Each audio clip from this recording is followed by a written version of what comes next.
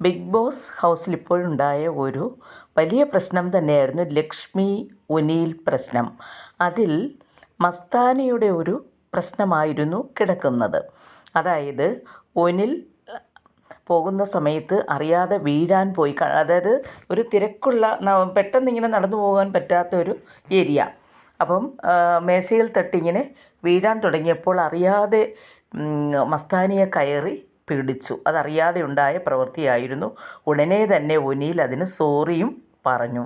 അപ്പോൾ അത് മസ്താനി ലക്ഷ്മിയുമായിട്ട് ഷെയർ ചെയ്തു. ലക്ഷ്മി ബാത്റൂമിൽ ടോയ്ലറ്റിൻ്റെ അടുത്ത് വന്നിരുന്ന് എല്ലാവരെയും വിളിച്ചു, വാ, ഈ പ്രശ്നം ഇപ്പോൾ തന്നെ നോക്കണം, അല്ലെങ്കിൽ ക്യാമറയിൽ നോക്കണം, ബിഗ് ബോസിനെ അറിയിക്കണം, ഒനീലിനെ പുറത്താക്കണം എന്നെല്ലാം പറഞ്ഞുകൊണ്ട് വലിയ പ്രശ്നമുണ്ടാക്കി. അപ്പോൾ ഒനീൽ നീ പോടി എന്നൊക്കെ പറഞ്ഞ് ലക്ഷ്മിയെ വിളിക്കുന്നുണ്ട്. അപ്പോഴാണ് ലക്ഷ്മി പറയുന്നത്, എന്നെ എടി പോടി എന്നൊന്നും വിളിക്കരുത്. അപ്പോൾ ഒനീലിൻ്റെ ഭാവിയെ ബാധിക്കുന്ന ഒരു കാര്യമാണ്, കുടുംബകാര്യങ്ങളെയൊക്കെ ബാധിക്കുന്നതാണ്. ഇത് ലക്ഷ്മി ഒരു മറയില്ലാതെയാണ് ലക്ഷ്മി പറഞ്ഞിട്ടുള്ളത്. അങ്ങനെ പറയുന്നതിനോട് മസ്താനിയും യോജിച്ചില്ല.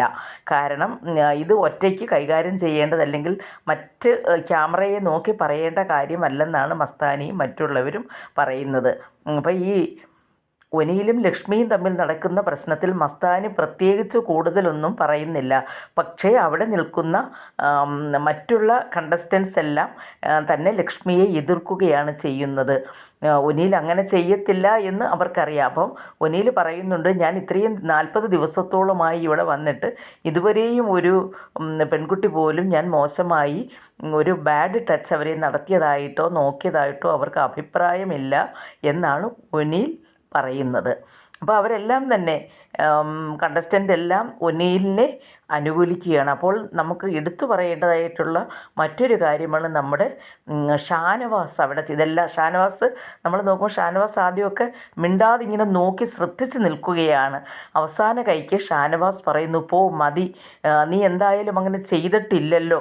ഒരു ഉത്തരവാദിത്വത്തോടുകൂടി വളരെ സ്നേഹത്തോടുകൂടിയാണ് ഒനീലിനെ മാറ്റി അവിടെ നിന്നും രംഗം വഷളാകാതിരിക്കുന്നതിന് വേണ്ടി ഒനീലിനെ സമാധാനിപ്പിക്കുകയും വേണം. അതിനു വേണ്ടി ഷാനവാസ് ഒനീലിനെ കൊണ്ടുപോകുന്നത് അതൊരു ഗ്രേറ്റായിട്ടുള്ള കാര്യം തന്നെയാണ്. കാരണം ഒനീൽ വിഷമിച്ച് നിൽക്കുമ്പോൾ ഒനീലിനെ ആശ്വസിപ്പിക്കുന്നതിന് തുല്യമായിരുന്നു ഷാനവാസിൻ്റെ ആ പ്രവർത്തനം എന്ന് തന്നെ നമുക്ക് പറയുവാൻ കഴിയും.